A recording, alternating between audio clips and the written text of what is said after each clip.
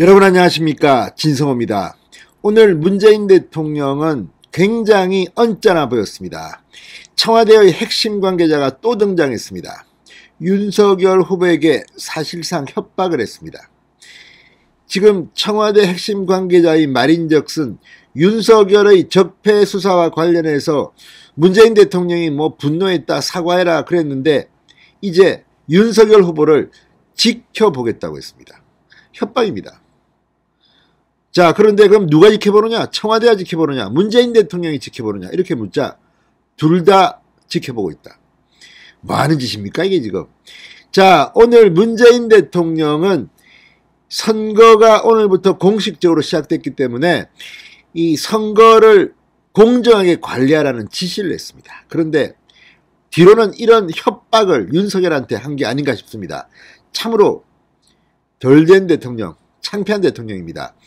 우상호 민주당 본부장 등의 말을 종합해보면 윤석열 후보의 문재인 정부도 문제가 있으면, 적폐가 있으면 원칙대로 수사하겠다는 발언에 대해서 청와대는 지금 굉장히 공포를 느끼는 것 같습니다. 문재인 대통령이 이렇게 분노하고 한 적이 별로 없다고 합니다. 그만큼 도둑이 제발저리다는 말이 생각되는 그런 순간입니다. 어쨌든 오늘 공식 선거운동 일정이 시작되는 날 문재인 대통령이 겉으로는 이 공정한 선거관리를 내각에 당부하면서 자신은 청와대 핵심 관계자를 통해서 윤석열을 협박했다. 이재명 후보가 시원찮아서 이제 이재명 후보로 이길 것 같지 않으니까 지금 문재인 정권은 윤석열의 당선을 예감하고 각자 도생하기 위해서 이렇게 하는 게 아닌가. 박지원 국정원장은 국정원 메인 서버를 다 교체해버려라.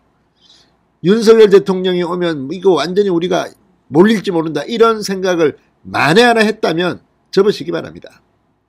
증거인멸 시도를 하고 권영세, 원희룡 비판을 했습니다. 이런 것들은 전례가 없는 일입니다. 그만큼 지금 청와대는 윤석열의 당선 가능성을 높게 보는 것은 아닌가 싶습니다. 진성호의 융단 폭격 시작합니다. 문재인 청와대를 융단 폭격합니다. 방송에 앞서 아직 진성호 방송에 구독자가 아니신 분은 붉은색 구독 버튼 눌러주십시오. 더 좋은 방송으로 보답하겠습니다.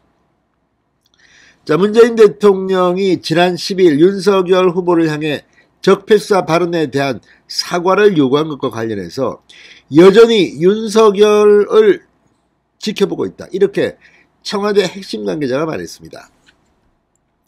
자, 공식 선거운동이 시작됐음에도 윤석열 대 문재인의 힘겨루기는 계속될 전망입니다. 왜? 이재명 후보로는 이기기 힘들다고 보니까 이제 문재인이 윤석열과 붙을 겁니까? 그 결말은 눈에 보입니다. 청와대 핵심 관계자가 방금 전 기자들에게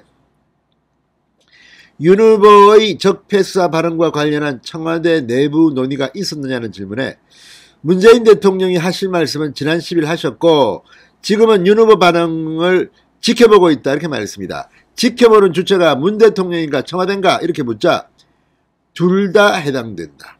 둘 다 해당된다.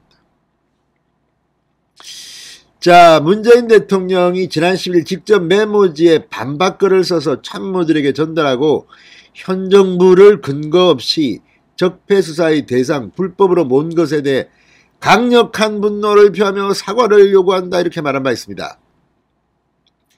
대선을 한 달도 남기지 않은 시점에서 현직 대통령이 가장 유력한 제1야당의 후보에게 이런 짓을 한 것은 유례가 없습니다. 이건 선거 개입입니다. 나중에 철창 속에 갇힐 가능성이 있지 않나 생각하는 사람도 있다고 합니다.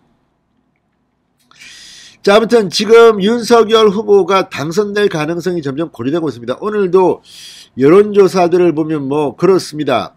오늘 발표된 아침에 조선일보 대문짝만하게 일면 톱으로 나온 윤석열 38.8, 이재명 33.2, 안철수는 이제 한 자리 보이지도 않습니다.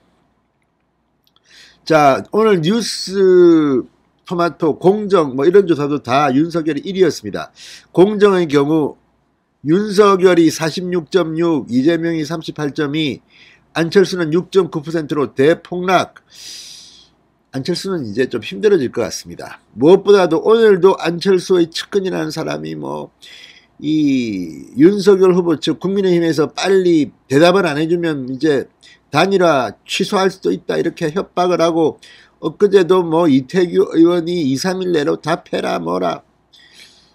아무튼 이렇게 가면 제가 볼 때는 시간이 흐를수록 안철수 후보는 점점 힘들어집니다. 지지율은 계속 떨어지고 있습니다.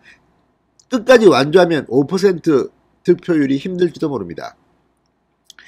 돈도 그렇게 많이 안 쓴 것 같습니다. 솔직히 지금 뭐 오늘 신문 광고도 받고 뭐 유세차도 받지만 안철수 후보의 유세원이나 유세차는 상대적으로 좀 약한 게, 아주 약한 게 아닌가 싶습니다. 지금 윤석열, 이재명은 뭐 난리가 났습니다.